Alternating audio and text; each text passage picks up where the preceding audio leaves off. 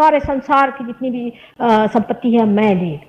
पर ये भी नहीं देखता कि जिसके पास है भी संपत्ति वो कौन बड़ा सुखी बैठा, वो कौन बड़ा आनंद में बैठा। तो ये लेफ्ट साइड की जो शक्ति है, जिसको कि हम विष्णु माया की शक्ति कहते हैं, ये बहन की शक्ति, श्री कृष्ण की बहन की शक्ति है। जो विष्णु माया आप जानते हैं, उनकी जो बहन मारी गई थी और जो आकाश में जा करके जिसने आकाशवाणी की थी कि तुम्हारा अभी भी मारने वाला हत्यारा अभी भी जीवित है, वही विष्णु माया की शक्ति ये है। और ये बहन के रिश्तेदारी की बात है। अगर आपकी बहन बीमार हो तो आपका ये चक्र पकड़ जाए, आपके बहन पे कोई तकलीफ हो तो ये चक्र आपका पकड़ जाए। अगर आपकी रिश्तेदारी बहन के मामले में आप ठीक ना, मैंने अब किसी को बहन मानते और आपकी नजर खराब, आजकल के लोगों के ये चक्र बहुत खराब रहता है क्योंकि उनमें पवित्रता नहीं है। अपनी पत्नी के अलावा सब औरतों को अपनी बहन या माँ मानना चाहिए। ये जो शास्त्रों में लिखा है, लोग हंसते हैं, ये कैसे हो सकता है, मतलब ये तो हो ही नहीं सकता, क्योंकि सब लोग कुत्ते हो गए ना। कुत्तों को तो समझ में आती नहीं है बात कि इस तरह से भी कोई पावित्र होता है।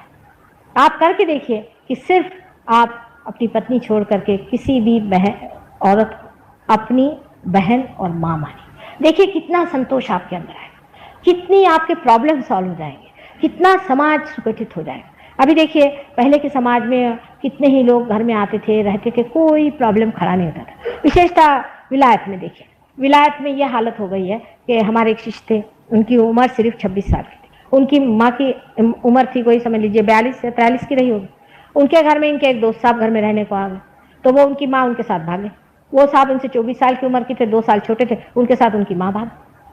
मैंने किसी चीज का सेंस ऑफ प्रोपोर्शन ही नहीं रह गया। आप सोचिए कि लड़के का दोस्त घर में आए, वो माँ को लेके भाग।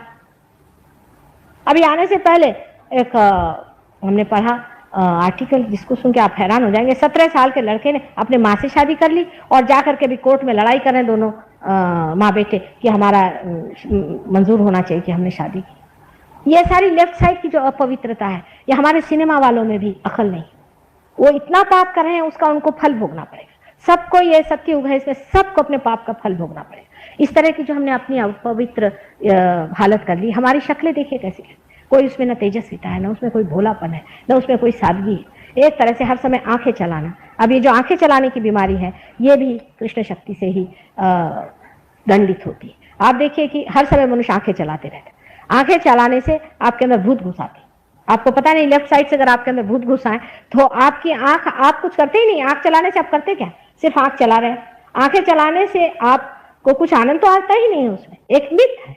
उस मिथ में आप घूम रहे हैं, आंखें इधर से उधर चल रही है, इसको देख रही, उसको देख रही, उसको देख रही, और आपका जो विशुद्धि चक्र है लेफ्ट साइड में पकड़ा जा रहा है। और इस लेफ्ट साइड को पकड़ने से आपके अंदर गिल्ट बनता जाएगा। हर समय आप कभी भी सुखी नहीं रह सकते।